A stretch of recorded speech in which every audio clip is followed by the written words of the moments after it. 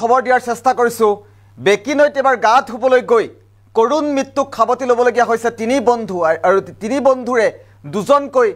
ভাতৃ আৰু দুই ভাতৃ আছিল আৰু ককায়েক ভায়েকে একেলগে বেকি নৈৰ বুকুত এতিয়া কৰুণ মৃত্যুক আকোৱালি ল'বলগীয়া পৰিস্থিতিৰ উদ্ভৱ হৈছে ক'ত সংঘটিত হৈছে এই মৰ্মান্তিক ঘটনা এই মুহূৰ্তত জনোৱাৰ চেষ্টা কৰিম এটা অতিকৈ মৰ্মান্তিক খবৰ এই মুহূৰ্তত নৈত গা ধুবলৈ যোৱা তিনি বন্ধু উভতি নাহিল ঘৰলৈ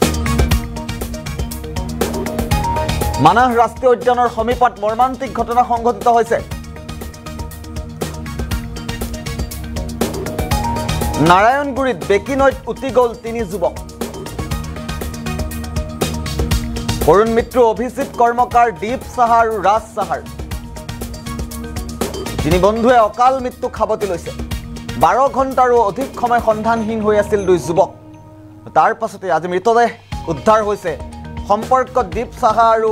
মৃত ৰাজা সাহা ককাই ভাই বুধবাৰে এখন চাৰিচকীয়া বাহনেৰে বেকি নৈৰ পাৰলৈ আহিছিল তিনিও আৰু বেকি নৈত গা ধুবলৈ বুলি আহিছিল তিনি যুৱক ঘটনাক লৈ এতিয়া সমগ্ৰ অঞ্চলজুৰি তীব্ৰ চাঞ্চল্যই বিৰাজ কৰা পৰিলক্ষিত হৈছে বেকি নৈত কৰুণ মৃত্যু খাবতি লৈছে তিনি বন্ধুৱে মৰণোত্তৰৰ বাবে প্ৰেৰণ কৰা হৈছে তিনি যুৱকৰ মৃতদেহ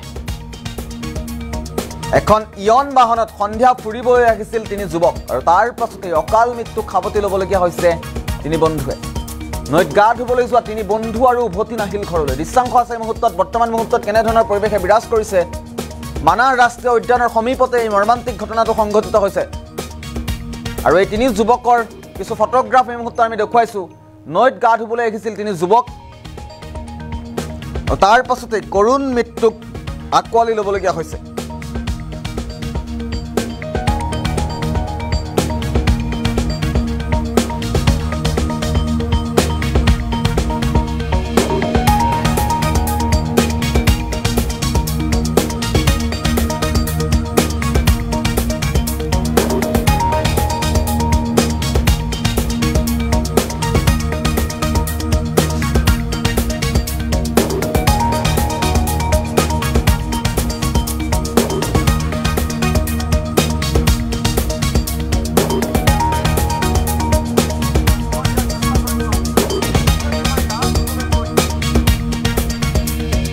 এই মুহূৰ্তত আমি দৃশ্যাংশ দেখুৱাইছোঁ নৈত গা ধুবলৈ গৈ তিনি যুৱকে কৰুণ মৃত্যুক আকোৱালি ল'বলগীয়া পৰিস্থিতিৰ সৃষ্টি হৈছে দীপ সাহা ৰাজা সাহা অভিজিত কৰ্মকাৰে অকাল মৃত্যুক খাবতি ল'বলগীয়া হৈছে মানাহ ৰাষ্ট্ৰীয় উদ্যানৰ সমীপতেই এই মৰ্মান্তিক ঘটনা সংঘটিত হৈছে আমি এম্বিয়েন্সৰ সহায়তে দৃশ্যাংশ দেখুৱাৰ চেষ্টা কৰিম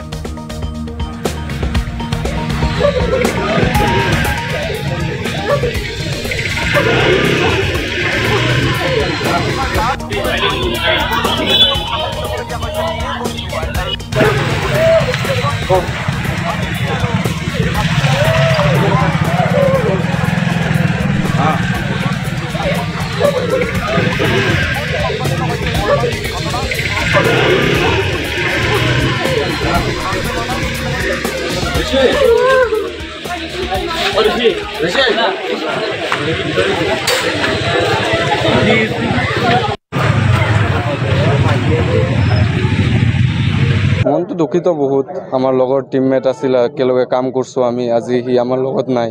কালি যোৱাকালি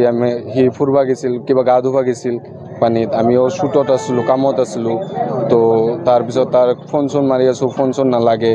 লগাৰ পিছত তাৰ পৰা আৰু কিবা খবৰ আহিল যে নিখোজ পিছত খবৰ আহিল ৰাতি মানে আমি গোটেই দিনটাতো তাৰ খবৰ লৈয়ে আছিলোঁ ফোনটা লাগিছিল ফোনটা ৰিচিভ কৰা নাই পিছত ৰাতি আমি খবৰ পালোঁ আৰু যে কিবা মানাছত পানীত আৰু সেনেকা পিছত আমি গ'লোঁ ৰাতি মানাহত যাই কিনে চালোঁ কিবা আমাৰ পুলিচ আৰক্ষী এখন বিচাৰছে পোৱা নাই ৰাতি আজি পুৱা 5টা না 6টা মানত আৰু তাহাৰ এজনৰ আৰু বডি ওলছিল আৰু দুজন ওলা নাই দুই ভাই আছিল দীপ ডাঙৰ আছিল ৰাজ সৰু হয় দীপে পাঞ্জাব নেশ্যনেল বেংকত চাকৰি পাইছিল এৰাউণ্ড